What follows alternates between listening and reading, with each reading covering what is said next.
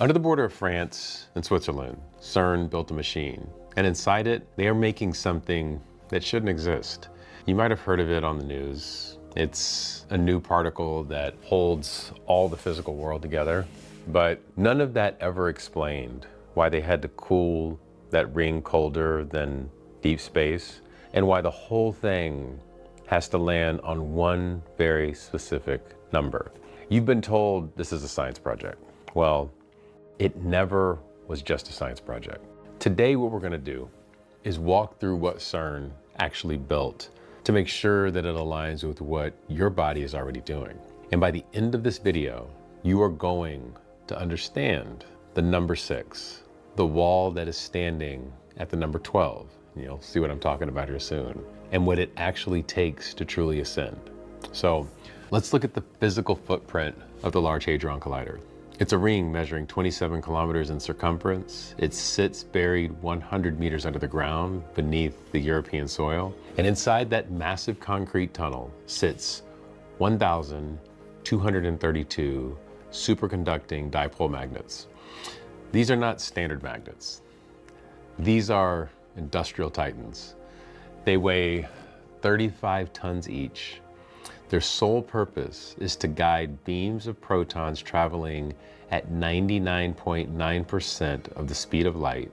To keep those magnets working without exploding, they must be cooled to 1.9 Kelvin. And just so you understand, that temperature translates to negative 271 degrees Celsius. It's physically colder than the empty vacuum of outer space. So ask yourself why engineers would spend billions of dollars to build a machine colder than the universe itself. The answer is pretty simple. The answer is resistance. When objects get warm, their atoms vibrate. Vibration creates physical friction. Friction creates electrical resistance. If you want to push a subatomic particle to the absolute speed of light, you have to eliminate all resistance in its path. You have to freeze the local environment so perfectly that the standard physical laws of drag literally stop applying. This is a massive mechanical effort to freeze reality in place. I mean, imagine it. They freeze the physical space so that they can smash protons together at 13.6 tera electron volts. And we'll get into what all these mean in a second. But 13.6 is just the testing phase. The machine was always designed to hit 14. 14 is the absolute target, and 14 is the mathematical destination. And you have to understand what the number 14 represents in physics and biology. 14 is the atomic number of silicon. Silicon holds exactly 14 protons. It holds exactly 14 electrons, and silicon is crystal. It is a perfect semiconductor. It's the exact same element we use to build computer chips because it processes data flawlessly. Silicon can hold massive amounts of information without degrading. It can also move electrical frequency without losing power. Now look at the human body. The human body is built on a foundation of carbon. Carbon's atomic number is 6. Carbon has 6 protons, it has 6 neutrons, and it has 6 electrons. This is the carbon-6 footprint, and carbon is physically dense. Carbon degrades over time. Carbon breaks down under stress. Carbon is the foundational building block of the dense physical matrix that we live in. And you're currently operating inside of a carbon-6 biological vehicle, this beautiful body that we all have. This vehicle anchors your consciousness into a fixed grid. It anchors you heavily into this thing called time. And it anchors you heavily into this beautiful space we call Earth. Now, the number 12 is the boundary wall. It represents the 12-dimensional constructs that govern the reality as we know it here on Earth. You take 6 and you double it. You can look at the 12 hours on a clock face. You can look at the 12 months on a calendar. The number 12 is the absolute boundary of the carbon-based system. 6 plus 6, again, equals 12. It's a mirroring effect. When you hit the number 12, you hit the outer edge of the simulation. You hit the thick wall of physical density. So what CERN is trying to break through is a wall. They are using raw magnetic force to smash protons together. They want to pierce the veil of the 12 dimensions. They are attempting to force their way into the 14-dimensional tera-electron field. The 14th dimensional field is the escape velocity. It is the exact frequency where physical matter stops being dense and starts becoming programmable light. Before they turned it on, scientists were terrified. They went on television and they warned the public that the collider might create a microscopic black hole, and they said it could swallow the Earth. I don't know why they did it anyway, but that fear was broadcasted across the globe. But the fear was just a distraction. The black hole was never the real goal. The real goal was finding what we call as the God particle. And in 2012, they announced they found the Higgs boson, which is the God particle. They found that exact particle that gives all other matter its mass. But finding the mass was just step number one. Once they understood how mass works, they started to learn how to manipulate it. They realized that if you control the Higgs field, you can control the density of reality. Now, I want you to sit there and think about what that means to control density. If you control density, you control the physical walls of the matrix. You control what is solid and what is fluid. And if you follow my other videos, there are some archons who built the financial and technological grids and how they rely on density. They need you to feel heavy. They need you to feel stuck in time. When you are stuck in time, you are forced to work for your survival. You are forced to pay bills. You are forced to exist in a constant state of low-level panic. And that panic creates and generates the exact frequency of carbon-6. It keeps you securely pinned behind the walls of 12. So CERN is doing this entirely synthetically. They are using massive magnets, liquid helium to force the door open. They are building a mechanical bypass, and they want the absolute power of the 14 without doing any of the required biological work. They want to manipulate the base fabric of reality using a giant machine. And this is the ultimate synthetic trap. When you use a machine to bypass a biological lock, you surrender your ultimate sovereignty to the machine. You give the machine the power to dictate your reality. They are trying to digitize the God particle. They want to map the 14th dimensional field and trap it inside a server farm. If they build a synthetic version of the 14-dimensional space, they can migrate human consciousness right into it. They can offer you a digital ascension, and they will tell you it's the metaverse. They will tell you it is a brain-computer interface, and they will promise you eternal life inside of a machine. But a digital ascension is just another prison. It's a silicon cage built to house a carbon slave. The elite builders of this world know exactly what they're doing. They understand the atomic geometry of carbon and silicon perfectly. They know humanity is currently sitting at a carbon-6. They know that the human nervous system is starting to naturally evolve. The human body is designed to undergo a biological upgrade. And the human body is the original collider. Your nervous system, candidly, is capable of doing exactly what CERN is trying to do right now. And they're trying to do it underground. So think about your spine. Your spine is a vertical column of energy. Your brain is a quantum receiver. When you remove the resistance from your body, you accelerate your own frequency. That's what we do in meditation. CERN uses liquid helium to remove the resistance from their magnets. You must use supreme stillness to remove the resistance from your biology in your body. Fear is that resistance. Trauma is that resistance. Guilt is that resistance. So every time you hold on to fear, you create a microscopic friction in your nervous system, and that friction drops your frequency back down to carbon-6. It locks you permanently back into the wall of 12, and then you have to cool your internal state.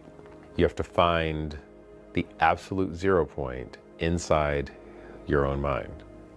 We have this thing called a pineal gland up here. We'll talk about that. When you reach the 0 point, the internal resistance vanishes. Your biological frequency begins to rise naturally, and you move past the heavy density of carbon, and you begin to activate the crystalline structure of silicon. You move toward the atomic resonance of the 14. And I'm going to tell you, this is not some just like weird metaphor that I'm going through. This is literal biological physics. So CERN is spending billions of dollars to build a synthetic gateway because they lack the organic key. They are building a mechanical god because they forgot that they are gods themselves. They forgot that the human body holds the organic key to the universe. You do not need a 27-kilometer ring of magnets to ascend. You do not need to freeze liquid helium to touch the 14th dimension. You only need to master your own internal state. So the Matrix, we think it's a bad thing, wants you to believe that you're small. It wants you to believe that you are just a carbon-based organism living a short life on a floating rock. It wants you to look at massive machines and feel completely powerless. But the machine is just a crude imitation of your own nervous system. The machine is incredibly loud. The machine requires massive, and I mean massive amounts of external power to function. And your body is perfectly silent. Your body generates its own infinite power, literally directly from the 0 point field. I'm going to tell you, we're standing at a critical juncture in human history. The synthetic machines are getting stronger. They're coming. The singularity thing is happening. The artificial grid is closing rapidly, but the organic grid is also waking up. The carbon shell is starting to crack. The silicone upgrade is coming online right now, and it lives inside of you. You have a profound choice to make right now. You could stay locked in this carbon-6 loop forever. You can stay trapped behind this wall of 12, or you can do the actual work. You can face your deep internal resistance. You can clear the friction from your nervous system once and for all. And when you do that, you'll stop being a victim of the physical world.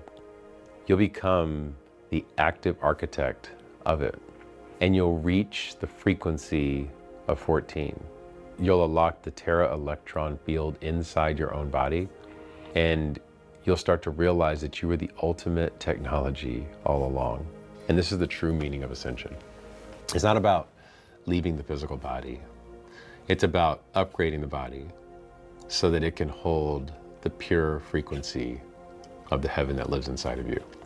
Now that we're here and your body is ready to hold that frequency, you need to understand what you're up against. You need to see the machine for what it is. So let's walk through a little bit of a timeline so that we can map every move they have made. Because once you see the pattern, you cannot unsee it. And this whole new age we're in is about pattern recognition. The Large Hadron Collider went live in September of 2008. 17 miles of tunnel buried underneath the border of France and Switzerland. We've already discussed this. And they told you that it was about finding a particle. They told you it was pure science. But let's check out these numbers, okay? The ring sits at a place the Romans called the place of a pylon.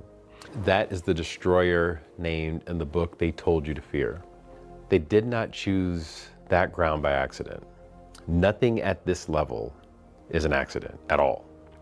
When you spend $10 billion to dig a hole, you dig it exactly where you meant to. So in 2008, the machine turned on, then it broke. 9 days later, a helium leak shut it down for over a year. They called it a fault. I call it a warning shot. The field was not stable. The gate was not ready. So they rebuilt it, they reinforced it, and then they waited. Understand the scale of what sits underground. I mean, this is the largest machine ever built by human hands. 96 tons of liquid helium chilled the magnets down to minus 271 degrees. You know, we already talked about this. This is literally colder than the empty space between the stars in the universe. They make a piece of this planet colder than outer space, and they do it on purpose because the field they are trying to touch only responds when matter goes still and quiet and near absolute zero. And you know what that means for you. Quiet yourself. It's all a reflection and correspondence. At that temperature, the metal loses all resistance. It becomes a superconductor. Electricity flows through it with nothing to slow it down. They built a machine that pulls a slice of the earth to the edge of stillness. I mean, imagine that, okay? So that the current can flow forever without loss. I mean, think about why you would need to do that. You do not need a perpetual current to look at a small particle. You need it to hold a gate open. So the tunnel itself sits at an average of 100 meters underground. Some of it runs under villages, under churches, under the old ground of the Jura Mountains, and the name keeps coming back, St. Genus Sessi, the old Roman waypoint of Apolleicum. They laid their well of tears on the ground that men marked as sacred and dangerous thousands of years before the first magnet was ever cooled. I'm going to tell you right now, this is not a coincidence. Somebody kept the map of this inheritance. Then came 2012. In July of 2012, they announced the God particle, the Higgs boson. They stood in front of cameras, mocking you, and they said, "We found the thing that gives mass to matter." I mean, process what that means. Mass is what holds you in physical space. Mass is what keeps your body tied to this dimension. And they found the switch that governs weight, and they told you it was a discovery. It was not a discovery. It was a demonstration. They were showing you they had located the seam between the physical and the field that sits behind it. Now here's the math they don't want me to talk about. The collider fires two beams of protons in opposite directions. It spins them around a ring at 99.9991% of the speed of light. At that velocity, time dilates. And this is not a theory, this is like what Einstein talks about. A clock moving that fast ticks slower than a clock at rest. So inside that ring, in the collision point, they have created a bubble where time itself runs at a different rate than the outside world. So now I want you to process this. They are not smashing particles for fun. They are opening a pocket where the normal rules of time bend. Every collision is a small tear. Every tear leaks something in and lets something out. So space and time are just one fabric, and you cannot bend one without the other. When you dilate time at a single point on this planet, you warp the space around it. 40 million collisions per second, 40 million tiny wounds in the fabric per second for years. Do the multiplication. That's trillions upon trillions of punctures in the veil between this world and what sits above it. They are not searching for knowledge. They are drilling a well. So now where are we now? They've told you the year and we're not really listening. Look at 2026. Look at what they scheduled. The high luminosity upgrade. Luminosity is just a fancy word for how many collisions you can force through the machine at one time, okay? So in 2026, this year, just a few days ago, depending on when you're watching this, they cranked the density of collisions up by a factor of 10. 10 times the tears, 10 times the drilling. They are not doing this to find a new particle. They already found the particle in 2012. They are doing this to widen the opening, to turn a puncture into a doorway large enough for something to walk through. So this is where the gates come in. 369 gates there are. Nikola Tesla told you the truth, and he wrapped it in a riddle. If you knew the magnificence of 3, 6, and 9, you would have a key to the universe. 3 is the frequency of creation. 6 is the frequency of the physical structure. 9 is the frequency of completion of the return to source. The machine is built to lock those numbers. It is built to seal the 3, trap the 6, and steal the 9. When you close the 9, you close the exit. You trap the soul in the loop of 6, in the physical and in the grind, literally forever. There are 369 gates in the old maps of the field body, not the physical body you see in the mirror, but the field body, the light architecture that sits inside of you and all around you. Every gate is a value. Every value either lets your frequency rise toward the 9, toward completion, or it clamps it down into the 6, into exhaustion. The machine outside is a mirror of the machine they built in the field inside your own architecture. And they aimed it literally at your gates. So here's the shape that they used to do this. And this is wild when you think about it. It's literally Metatron's cube. You have seen it. 13 circles arranged in a perfect symmetry with lines connecting every center to every other center. Inside that cube, you can draw all 5 of the platonic solids, the 5 shapes that build literally all of matter. It looks holy, and it looks like the blueprint of creation itself. And in its true form, it is exactly that. It's the geometry that Source uses to fold light into form. What I want you to do is look closer at the 12 circles around one center. 12 is the number of the cage. 12 months forced onto a natural cycle that never wanted 12, they wanted 13. 12 hours doubled to make the day that grinds you down. 12 signs to sort your soul into a box before you take your first breath. 12 is the trap. When you put 12 points around a single center and then lock them with rigid lines, you build a prison. And the one in the middle is you. The true architecture has 13. The 13 is not one of the 12 on the ring. The 13th is the point that sits above the plane, the point that lets the whole structure breathe, spin, and rise. Take away the 13, and the cube stops spinning and being a living thing. It becomes a flat wheel that only turns in one direction, and that's down. So that's the trap of 12. They have flattened the sacred geometry. They took the 13th out, and they sold you the corpse of it and called it the whole. Now you have to ask yourself the question, who the heck did this?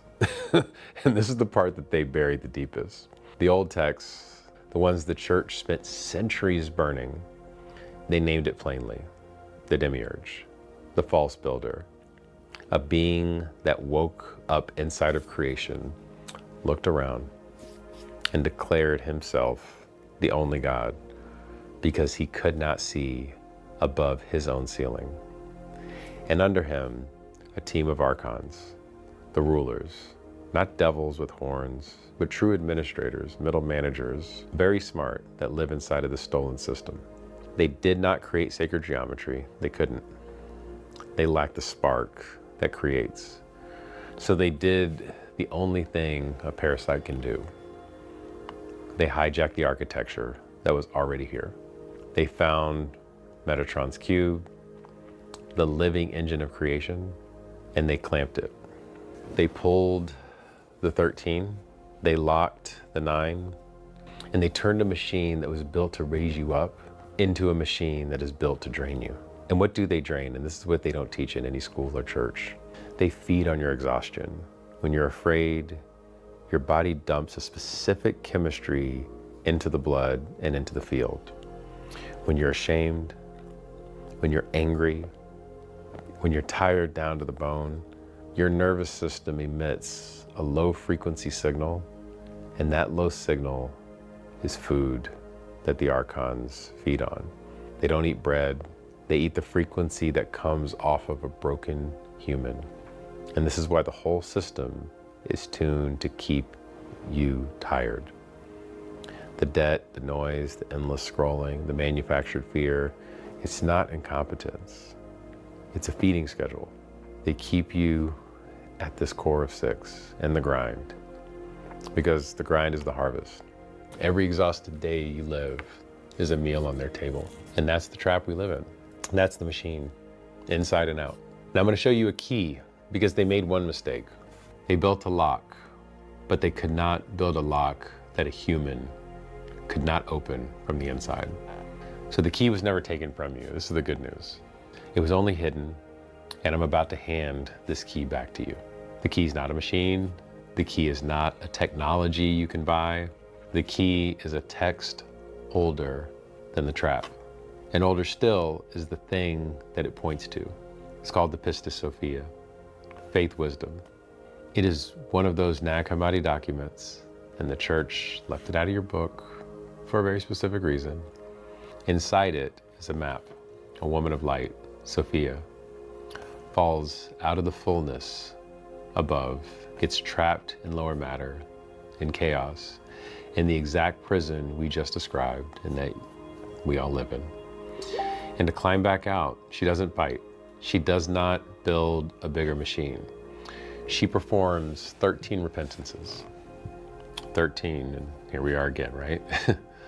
The number they stole from the cube is the same number of steps to climb back out of. Now, let's strip away all religion from this, throw out the guilt, throw out the kneeling and the fear and the man in the robe telling you that you were born wrong and you have all this original sin and you're dirty. Repentance in the old tongue does not mean to grovel. The Greek word is metanoia. Meta meaning above or beyond, noia meaning mind. Metanoia is not I am sorry. Metanoia is the mind that goes above itself. It is a change of the operating frequency of your consciousness. It is a literal shift in the wiring of your nervous system. So I want you to do something. Watch what happens in your body. Your vagus nerve runs from the base of your brain down through every major organ. It's the longest nerve in your body, and it's the physical string that the whole field is turned on. When you're in fear, that nerve is literally clamped. Your tone is low, and the signal you emit is literally the food that they eat. A repentance, a true metanoia, is a physical act. You slow the breath, you lengthen the exhale, you tone the vagus nerve upward. This is what we have in our heart opener meditation. And when you do that, the frequency coming off your nervous system rises. It climbs off of the 6 and it reaches for the 9. 13 repentances is not 13 apologies. It is 13 steps up a frequency ladder in your own biology. 13 gates in your architecture, one opened after the other, from the base of your spine to the crown of your head. This is the ancient map and the biological mirror at the same time. The map Sophia walked is the same map that runs up your outer spine. The outer story and the inner wiring are one thing. They always were. So let me show you how exactly this lives in the flesh. Because this is not some like crazy poetry thing and some lore and story. This is true anatomy. At the base of your spine sits a bundle of nerves. The old maps called the root. In the body, it's the sacral plexus, the ground floor of your entire nervous system. Fear lives there. When you're afraid, signal fires up from the base and floods the whole line. Every repentance in the ladder is a release of one clamp along that line. The first repentance clears the root. You stop running from the ground underneath your feet. Hey, what is going on with y'all, man? It's Friday. That boy just got cut. I said, man, let me jump on here We finna get a video done. I'm feeling good. I hope y'all feeling good. I hope y'all have a great weekend. Hope y'all enjoy this video. So, title, you know, thumbnail, y'all already see what we here to talk about, right? So, I I had a few people hit me up and was like, "Yo, did you see the baby Yamil photo?" If I'm saying his name right. The baby Yamil and Messi photo, right? And I instantly thought about the NBA. Now, obviously, we can point out and say that, yeah, this is pretty weird. Now, I'm not sure how I'm going to do this. I'm going to have to test this for YouTube purposes. I don't like showing infants or babies. It don't even matter if he's a grown, well, he's not grown, he's 19. It doesn't matter if this was a long time ago. They're sensitive about it. I'm not sure how I'm gonna do this. May have to kind of like bleep this or just kind of block it, but y'all know what we talking about. If y'all don't see the baby, you know what we talking about. All right. Weird, very weird. That Messi was, I think he was 19 also at the time, and he was giving him a bath. I think it was something where they like entered a raffle or something like that, and then your kid had the chance to be bathed by, whoever was there. And the reason I said it makes me think about the NBA is because the reason I said it makes me think about the NBA is just because it's almost the same thing like when we would see all of these players that took pictures with like NBA stars when they were kids, pictures with Kobe Bryant, pictures with LeBron, you know what I'm saying? And they were young kids, like they were so far away from the NBA that you would never expect them to be in the league. But then, come to find out, a lot of these people were already, in a sense, chosen, like in a sense, was already blessed to be a part of the brotherhood, to be a part of the association. You know what I'm saying?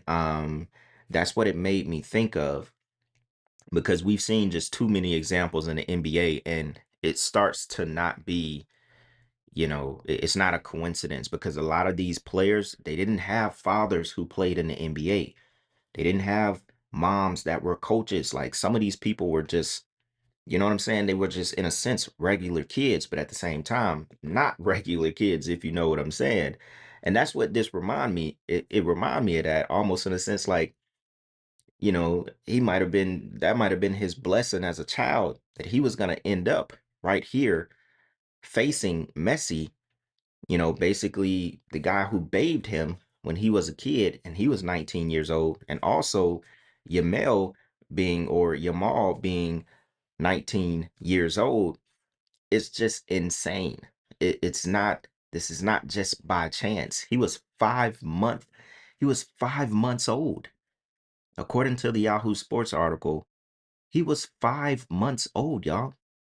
He was a damn infant. Insane. Says in December 2007, a 20-year-old Messi, so he was 20, he wasn't 19, or he maybe just turned 20, was introduced to a 5-month-old Yamal during a charity calendar photo shoot put together by Barcelona's foundation and a Spanish sports newspaper. It was an annual tradition put together with players photographed with the children. And goes on to say, um, they Yamil and his family, like I said earlier, they won the raffle and they were able to have a picture with a Barcelona player. Little did they know who would be a part of the photo and the history that it would make. It's just insane, y'all. None of this stuff happens like this just out of nowhere. Um, None of it happens out of nowhere. This is Yamal doing the infamous one eye symbolism. Salute to the one eye God.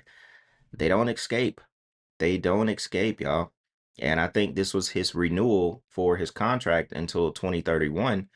And they got him at 19 years old. And he already throws up the triple sixes like anytime, you know, he scores or anything, he's always throwing this up. They're pressing. They're pressing. Oh my Gemini! You don't deserve to settle, so play a game that won't either. We've introduced major changes to agents, weapons, and He's 19. And they already got him. So to me, I don't know. I feel like he was chosen. I feel like that was like his blessing. Like they blessed him to be, the next young star. You know what I'm saying? That was eventually gonna be in the World Cup final. And it just makes so much sense because even when I was watching, real quick before we get into the clip, I was downtown at the FIFA Fan Fest and I was watching Switzerland versus Argentina. And you could tell just toward the end of the game, I think it was what? It was 1-1 toward the end of the game, right? Can't really remember. But the entire time you could tell Argentina was gonna win. It's like Switzerland, it got to one point where the offense was just stagnant. They weren't even really trying to score. Once it went to overtime, it was pretty much over with. And you could just tell it was all it was organized. It's just like anything else. The NBA finals, the Super Bowl. It's just like anything else. Look, y'all remember, right? Remember, remember they opened up the ceremony, putting the symbolism in our faces. Putting it in our faces. Y'all see this photo? They opened it up like that. Remember that? I just wanted to show y'all this because this is the way they opened up the World Cup. It says the 2026 World Cup opening ceremony wasn't entertainment. It was a giant ritual broadcast to billions of people from the very first second. They showed ancient symbols of power and sacrifice right in front of us. The whole world watched without realizing they were taking part in something dark. They were taking part in something dark, a huge Masonic ritual. That is the way it works, even on this, level. And how big, obviously, the FIFA World Cup is. Let's check out a clip. Baby Yamal Messi photo is the craziest photo in human history. I don't know how it will ever be beaten. I don't care how many times you see it over the next however many days before the World Cup final. Obviously, Yamal and Messi are playing each other now in the World Cup final. Guys, this photo happened because there was a charity campaign with UNICEF. The neighborhood near Barcelona, where Barcelona plays, I'm in Barcelona in Spain. They asked all the families there, it's like, if you have a baby, you can enter into a raffle. And then if you win, you can bring your baby and there'll be a photo with a Barcelona player. The Barcelona player in 2007 ended up to be Messi in the photo. And who won the raffle? Yamal. This wasn't like, oh, Yamal's the son of this other soccer. No, this was random. Random. And in 2007, Messi was pretty good, but he was not like, oh my God, the GOAT. This is it. I don't care how many times you see it, how many times it gets brought up. This should be talked about for the rest of humanity. I can't believe it's real. It is the fakest real photo of all time. I could talk about this. The chances, some mathematician has to run the chances on this. Some mathematician. It's definitely not got nothing to do with the quantum world. I think this was written out to be exactly what it is. Got another clip we'll go into, and it's more just about how people are being programmed with sports. The World Cup, certain players. Pretty interesting clip. Let's check it out, y'all. Starting a business? Put it in the right hands with LegalZoom. So if TikTok lets me do this video, I would be completely shocked. They tell us in the new Rip the Script commercial FIFA World Cup absolutely everything. So put on your Holy Ghost glasses and your ears of discernment because we're about to go on a journey.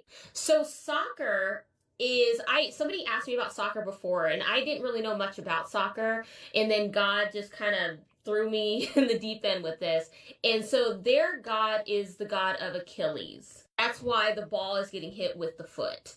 But, Baal, ball, B-A-A-L, B-A-L-L It doesn't matter. It's ball bail. Now, in the beginning of this commercial, there's fire in the stands, and people are just watching the show. They're fixed on the show and ignoring the fire in the stand. And then one of the players, the director stops the game, because the players are just doing their own thing and they're not sticking to program. They're not sticking to the script. And you can see right here in the back, it's programmed. Anyone who ever went to the Renaissance concert, there was a stage background of this. This is of us being programmed by the music, by the movies, by the games, by their deities, which is the deity of Achilles for soccer. Now, this guy, I tried to do a face snap on him to see if I can connect him to anybody, and I couldn't connect him to anybody, but he is French. Now, someone said that one of the strongholds for the satanic cult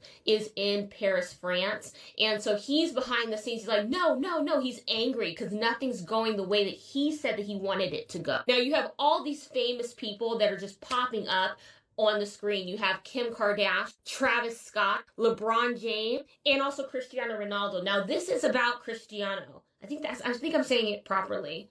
This is all about him. Now, all throughout the entire commercial, you get people like this. They do not want us taking pictures of them, screenshotting them, and connecting any dot. You're going to see a lot of these blocked out faces all throughout it. This is intentional. Now, as they're going through each set, people are confused, which is telling me that they do not know what's really going on. People are not connected.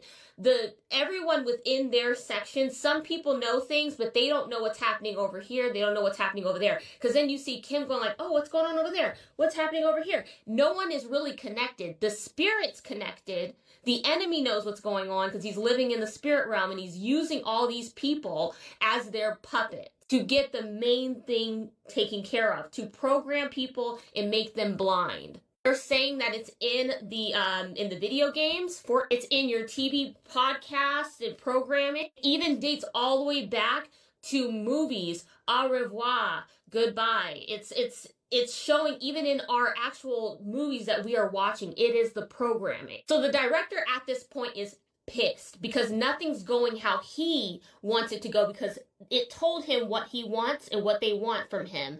And if you don't do what it tells you, obviously you're threatened with death. But that's why he's wearing all black. It's very symbolic. Now follow me because we are not done. Now this guy right here, he's meditating, he's being calm, he's trying to center himself in the spirit, and there's a reason why he's centering himself, because he knows right now is not the time. You want to show out right at the end.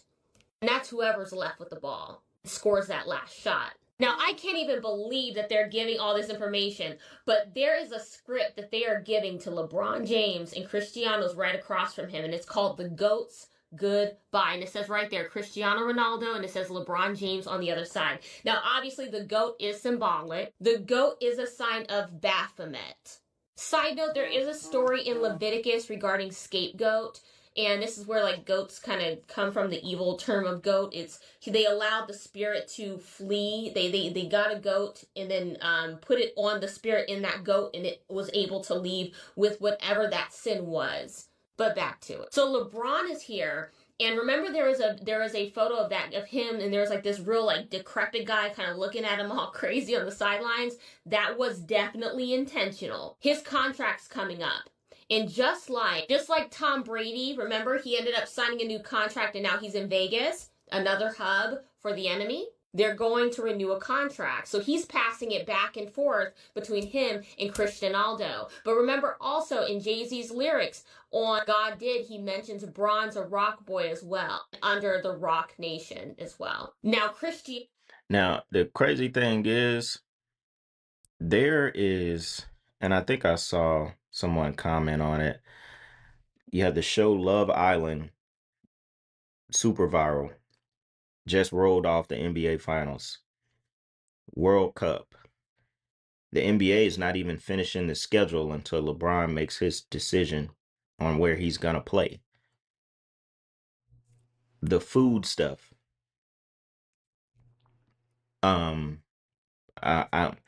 I'm just randomly thinking of everything that is going on in America. You know, we're hosting the World Cup, so these distraction, they're here as well. But man, if you, you know, actively try to keep up with everything that is going on right now in this country, it is absolutely insane. You might as well stretch both arms out, stretch your legs out, and literally you're going to get pulled in every direction. You're going to get pulled in so many directions, there isn't going to be anything left to pull. Somebody said the Roman Empire never died. It's crazy. Let's keep listening. I have a friend with benefits. 5% cashback rewards on gas, groceries, and internet. Credit One Bank for what's ahead. In life, growth doesn't happen alone. Family keeps you secure. Yano ends up getting the script and leaving, and he pans on, he goes like he's a vampire. He just flies out of there to chase the ball. Because whatever essence that he inhabits now has to be passed to the next person in line. Now it goes to this action set. Now this is extremely symbolic. Cristiano runs into this building that's about to blow up. Now this is extremely symbolic, okay? Now remember I told you that soccer, they worship Achilles. That's their god. There's a story where Achilles' mother, Thetis, ends up placing him in a divine fire at night to burn away his mortal flesh. And she's holding on to his ankle. And that's why it's an Achilles. And his father, Peleus, runs in completely like, he couldn't believe what she did and she flees. This happened to Achilles. It is a ritual to burn his mortal flesh. Is this going to happen in real life or not? I'm not sure, but I'm telling you, this is a actual Greek story. There is a connection with Achilles in Thebes, and remember I told you Thebes is Egypt. So there's a connection there too. Now you see him, he's raised from the fire without his mortal flesh, and that spirit still is there. But they're not done. Iceman. Now who came out with the Iceman album recently? Now, I think that we may be onto something, that somebody is going to be getting replaced soon by somebody. And I'm assuming that it's this person. Now, in the Iceman, one of the music videos, I don't know which one it was, Janice or something, there's another one that there's one specific scene where he was at the guild and Hercules was on the stage, and I'm assuming that he serves Hercules. And that's possibly what those people came to steal, was something that he prays to that is of Hercules. I'm assuming, I'm not too sure, but I'm assuming. There is a connection, there's a Greek god connection, and there's a connection with the programming. Like I said before, whoever's left with the ball, whoever does that last shot, is the one who gets the essence. Now, if you watch the movie Him with Marlon Wayans, they go into depth about this a little bit on that movie. It's a scary movie. They raise children up at a very young age for this very moment. And that's all we needed to hear. They raised the children up from a very young age for this very moment. Y'all. And isn't I think I saw somewhere that Lionel's name, his initials for his name is Lamb. Like Lionel, it's like Lionel A something and then Messi. I forget what his middle name is, but it starts with an A, right? Y'all can let us know down in the comment, but the initials for his name is LAM. I don't know how you say Yamal's name, Lyman, I don't know. But that's just another very weird thing, outside the fact that Messi once wore number 19 back in those days, early to mid 2000s.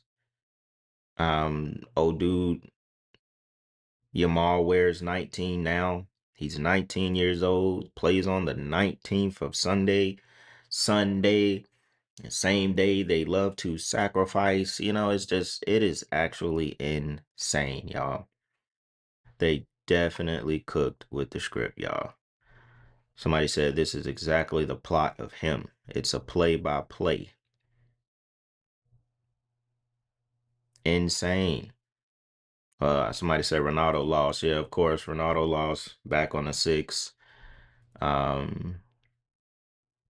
Somebody said everything is that deep. And remember, she was talking about this photo right here, basically that they did it on purpose to represent Father Time with LeBron, and that the contract is coming to an end.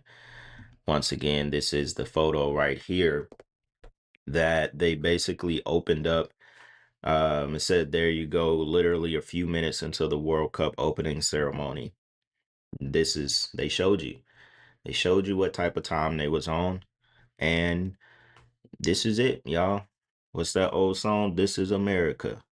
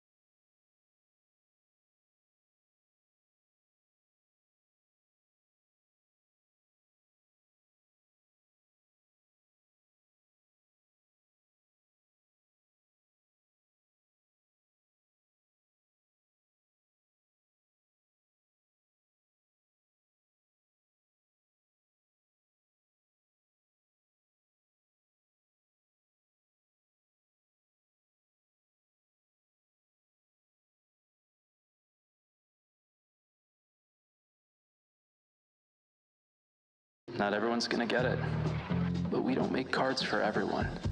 We make them for you.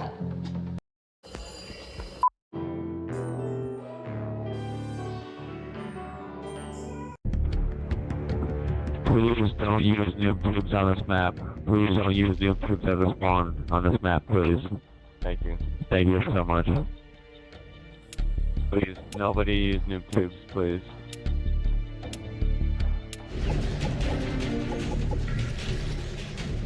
Destroy the objective. Changing mag! Required.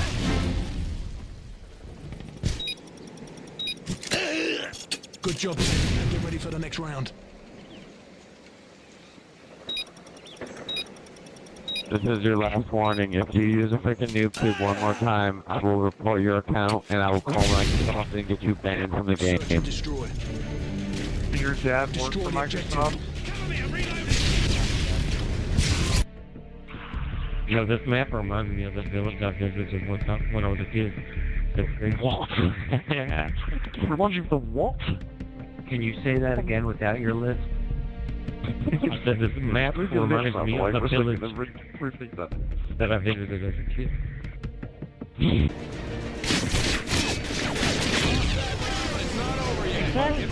If you don't get a kill, the Goo Clan is dropping you.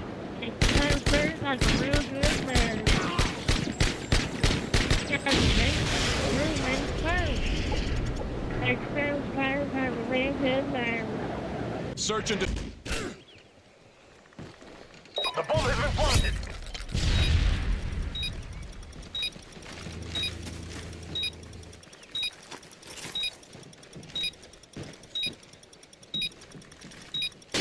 Bomb defused.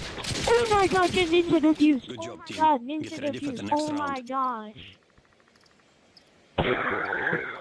Halftime. Yo. Search and destroy.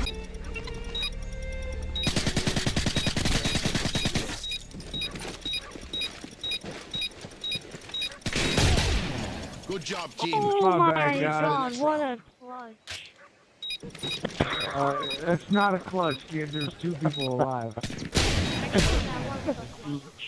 No, that's not what a clutch means. No. I agree. Defend the objective. Oh, he sent me a message. The guy is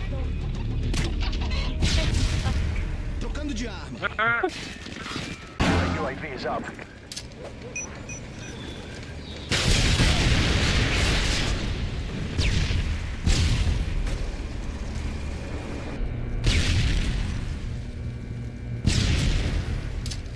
Throwing stun. God damn, man. Who the fuck threw that smoke? Fucking. Missile inbound.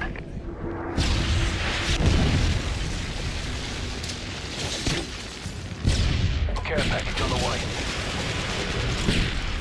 UAV online. Bro, who keeps throwing that smoke grenade? You're only smoking your own teammates.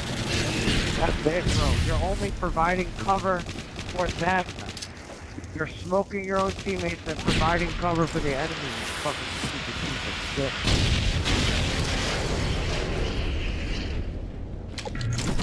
A fucking retard, man. Nice. Keep giving them cover so they can get the fucking position. Stupid piece of shit. Stupid fuck.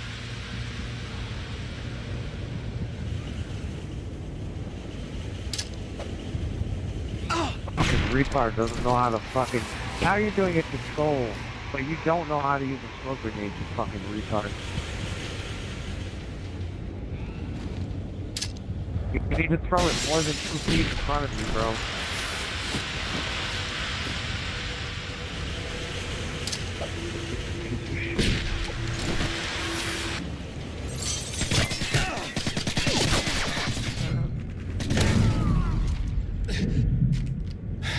One on 3-star.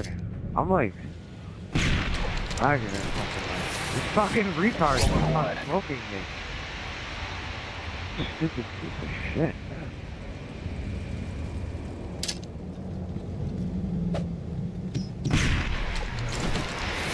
What a moron, kid.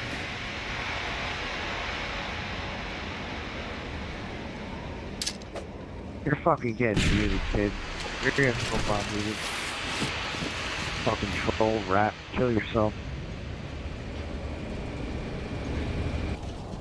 Smoke out. Oh my god. What is with this fucking kid, man? Friendly Predator missile inbound. Fucking smoke. Oh my god. I can't see where I'm going.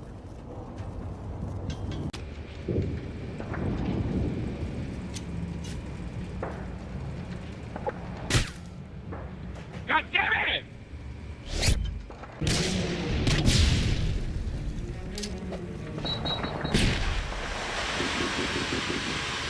Friendly Predator missile inbound.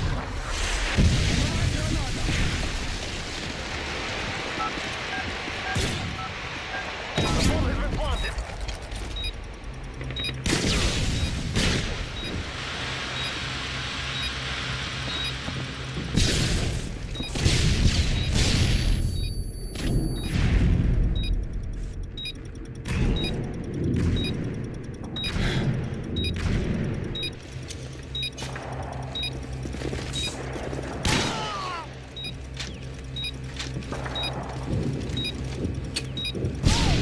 Цель уничтожена.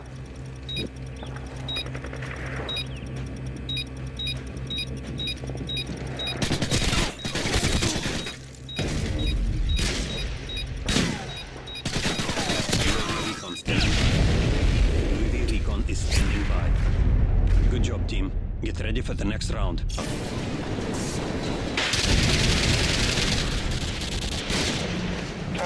You missed every fucking shot.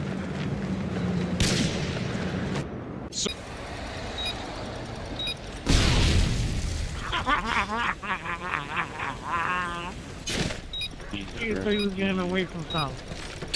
He's not going nowhere. Demons, dude. Halftime. Fight that fucking bridge. Search and destroy. Defend the objective. I don't really want to throw somebody's body, they just magically fall out the fucking head. What are we doing? What? FBI, bro. FBI. DEA. FBR. They got that shit in here? What's that FBR? Nah, dude. The FBI be everywhere, bro. They watching you. Yeah, they're in pigeons, dude. You didn't know? Like, pigeons ain't real. Nah, dude, pigeons ain't real. No, dude, like, you telling me pigeons are real? You telling me pigeons are real? Don't be fucking Bro, I'm capping, from you New know York they're City, fake, bro. dude. I'm from New York City, bro. I know pigeons are real for a fact, bro. Nah, dude, they're FBI, bro. I'm telling you. You telling me those flapping ass birds. Those flapping ass birds are real, bro. Bro, they real, bro. Nah, they're all some bullshit, bro. Ain't no way they real, bro. Bro. I could believe a crow, bro. I could believe a motherfucking pigeons. You ain't telling Crow me. look like an FBI, bro. Pigeon is not Nah, FBI. dude, crowers. Nah. Up next, we have this stunning, juicy 19.2.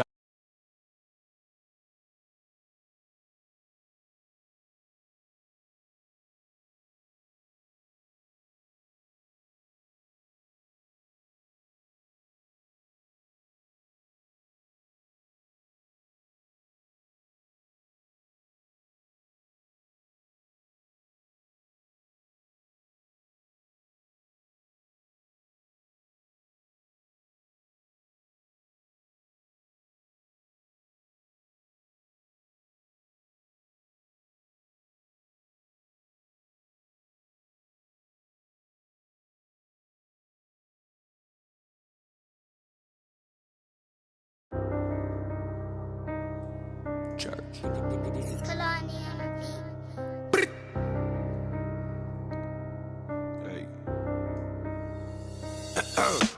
I ain't gotta say it, look at me, they know I'm famous. Watch my ass in gold trim, white marble in the cabin. You ain't heard? Mikasa looking like it's Gatlinburg. Fireplace full of stone, cause I wish I crack a wood. I ain't even talking shit, but in the sticks it's understood.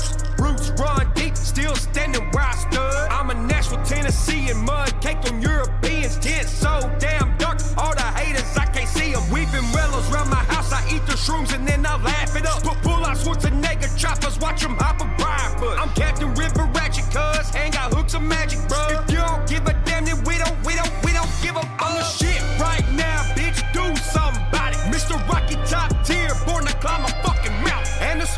only smoky cause my joints I stopped counting. I'ma be the shit forever, tell them do something about it. And I bet nobody really gonna do something about it. I ain't seeing nobody that'll do something about it. I don't really give a fuck if you come do something about it. Cause it really don't matter if you do something about it. Hey, these motherfuckers on the internet speculate my pupil with cause they ain't got no bitches and they driving daddy swift. Oh, can I hold a 20?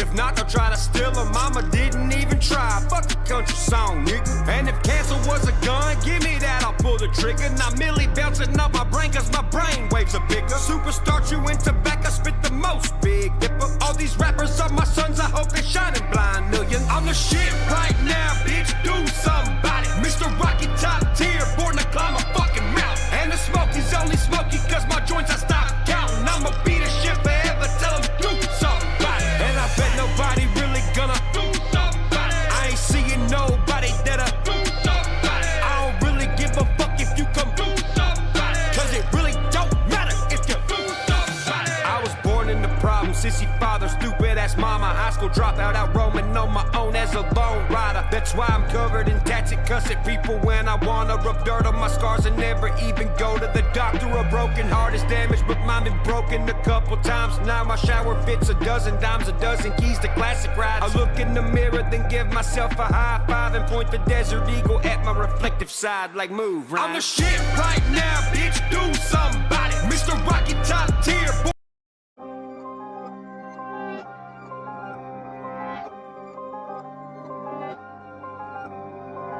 Church. Motherfucker.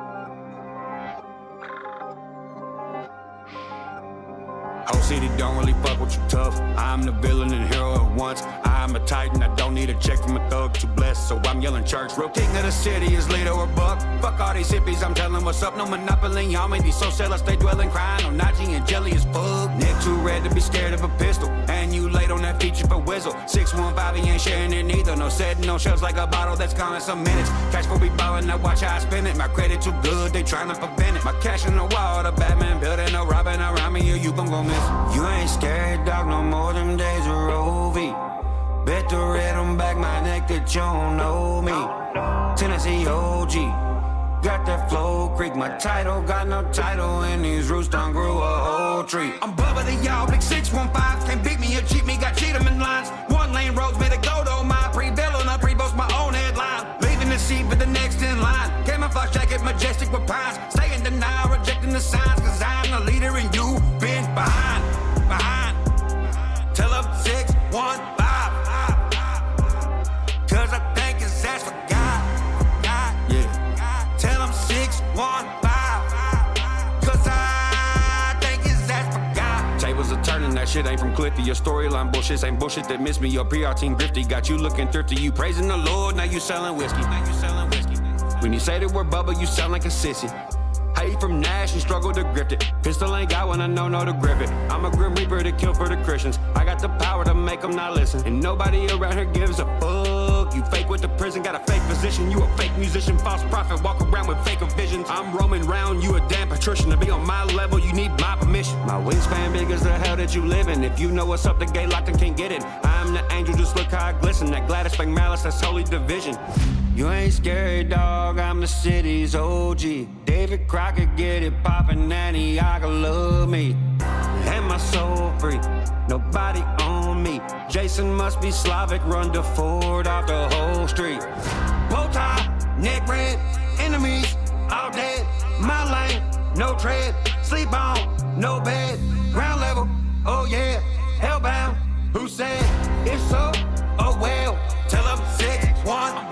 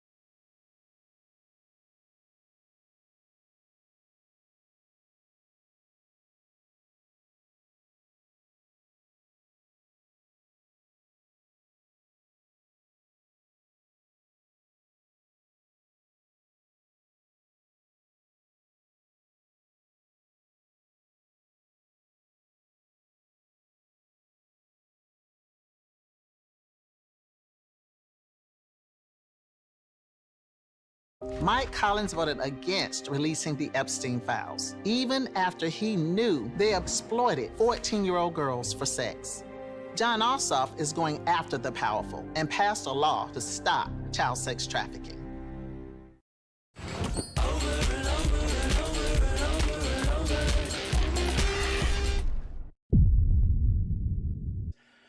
I'm not surprised that the same thing is going to be happening to Meta, especially when Mark Zuckerberg convince you that you need a Ring camera on your front door. Then they try to convince you that you need I just said that. Need to surveil your neighbors in apps like Citizen.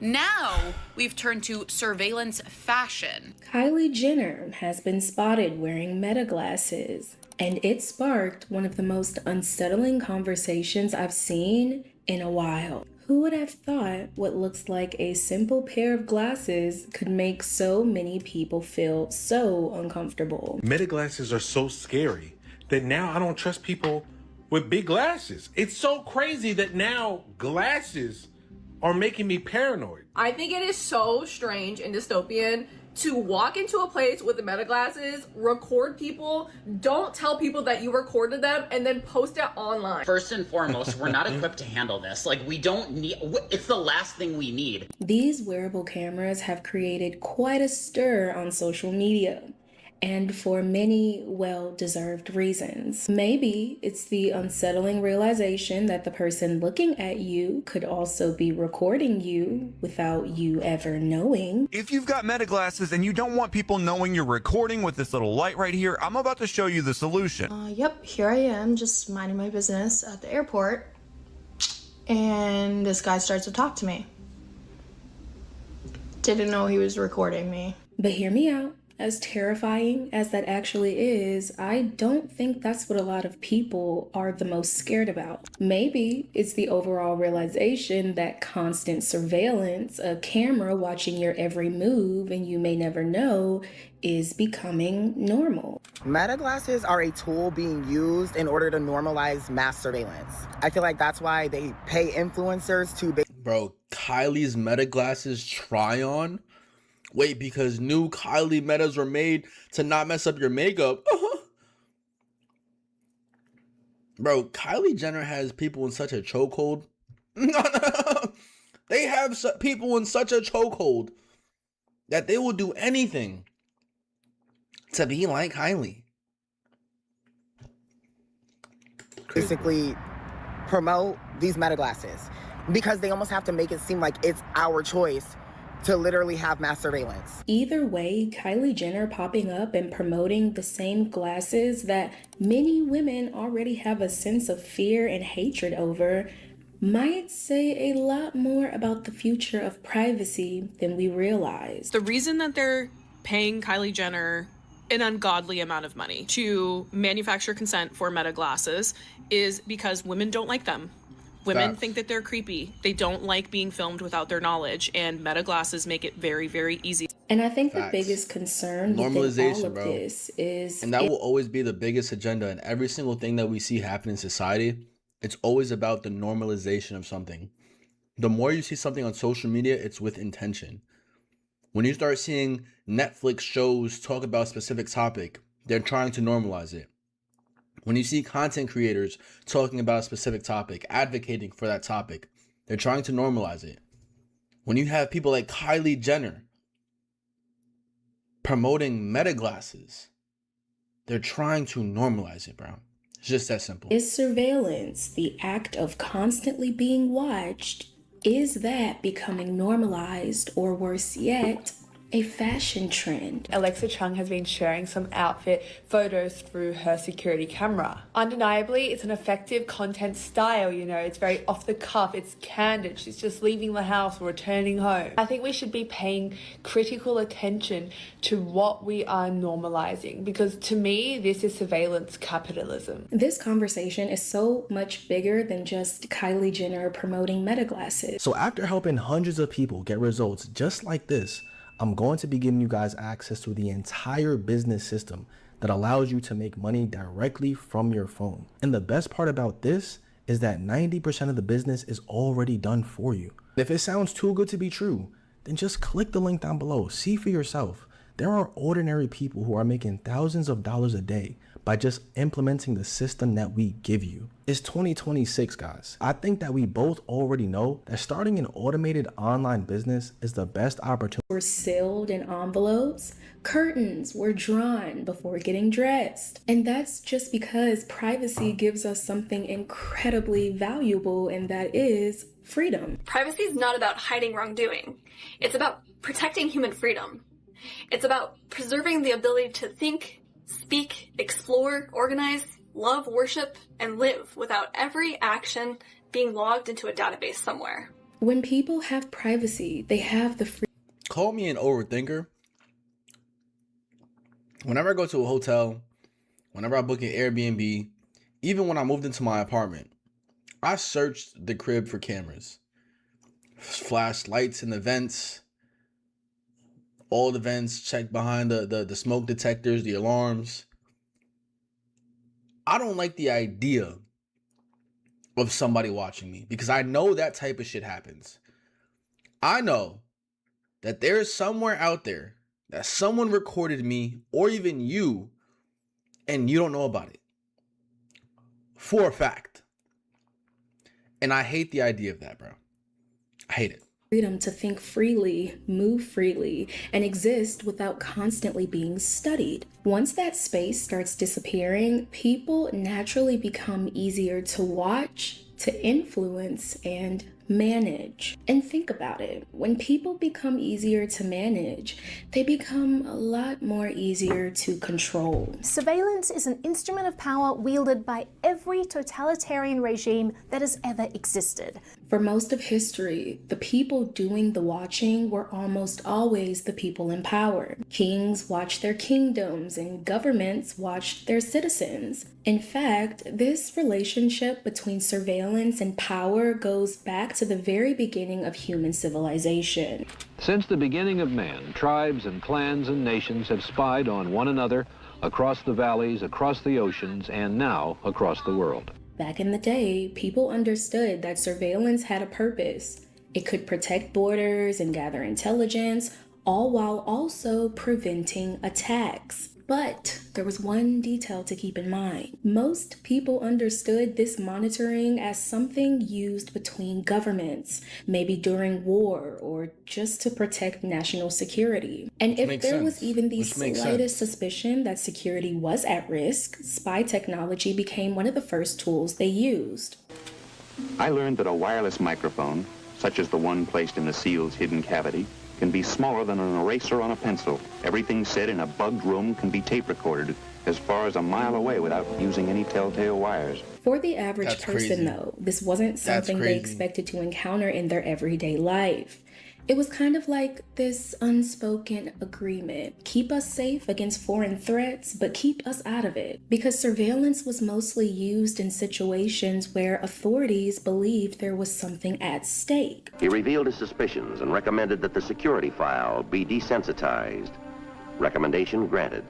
He asked permission that a special camera be concealed in the file room. Request granted.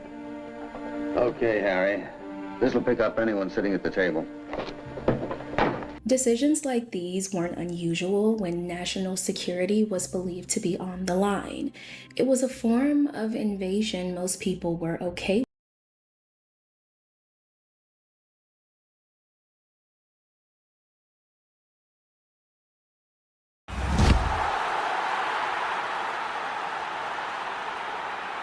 I've seen a lot of things in this world, but this, I've never seen. Never even thought of, to be honest with you. I think few people on the planet would conceive of something as foul as this.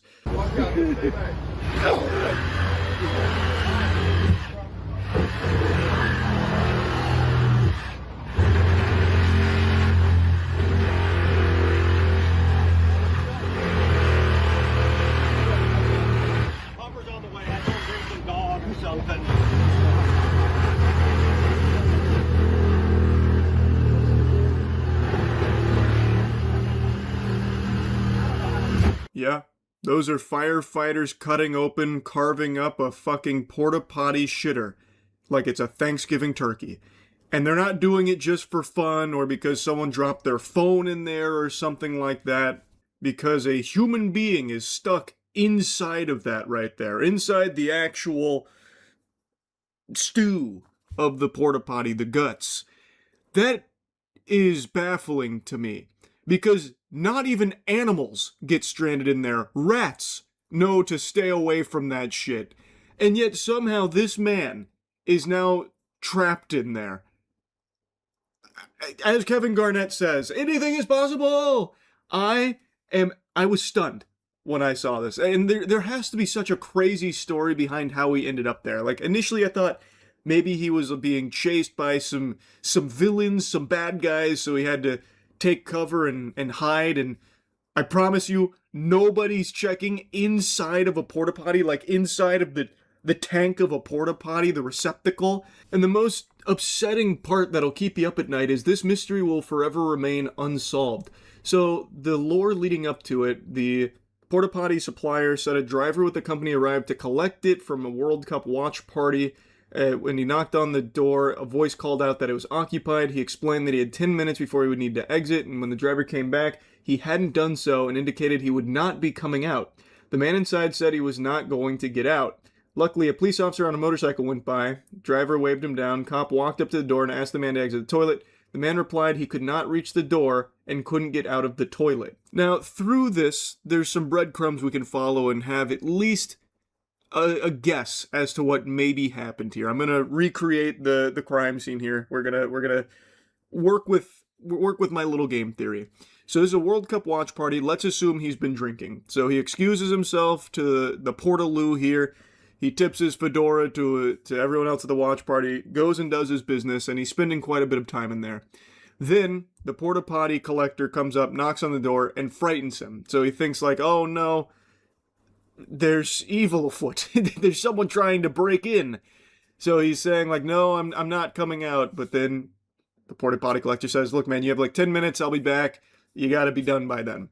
So then in an effort to not leave, he crawls inside of the toilet to hide. Kind of like, you know, like to protect a tree or something where you tie yourself to the tree so they can't knock it over. Maybe that's what he was doing to the porta potty. Like he wanted it to stay. He wasn't ready to leave. So he took desperate measures, crawled inside, or maybe there was supposed to be like a jump scare. Like, oh, I'm going to really prank this guy when he comes back to collect it. I'm going to pop out and go boo from the toilet, you know, skibbity style. And it just went south because he got stuck. But I think he probably did it because he didn't want to leave and didn't want anyone to catch him. So then a cop rolls by and orders him to get out, and then he says at this point he can't because he's stuck in there now. And when they do, spoiler alert, they do eventually free him. This is actually quite a long video here. When they do free him, they never even asked how he got in that situation in the first place. How would that not be the first thing you ask that person? How could you resist the urge to ask him what the fuck happened to lead to that? Because this was on his own accord. Do you know how hard you have to try to get yourself inside of a porta potty tank like that? He is a big guy. When they get him out, he is like a pretty tall guy. And he's like not small by any means. He had to contort his body and commit to probably minutes worth of effort to get inside of there, the whole time splishing and splashing in this bath of fucking pee and poop to get in there. And no one thought to ask why he did that or what was going on. That blows my mind. I imagine everyone just wanted to get out because of how disgusting it is. They didn't want to spend any more time there than necessary, which I understand, but come on. How can you resist the urge to get the knowledge, the forbidden knowledge of why he was in there?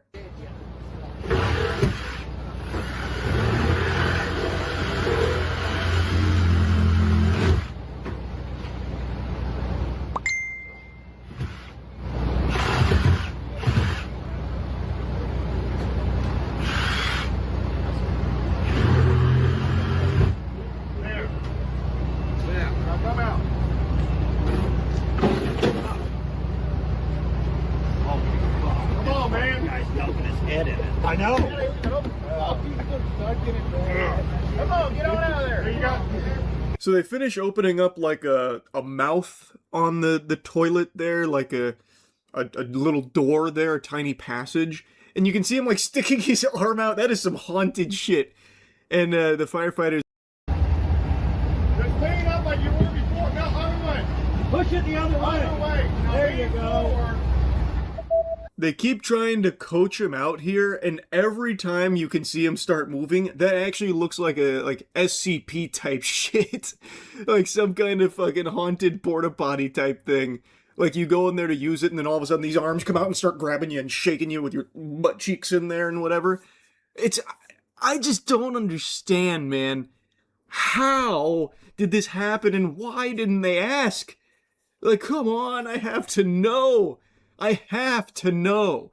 Like, I have my theories, we have our guesses, but there's just no way of knowing for sure. It is just so perplexing.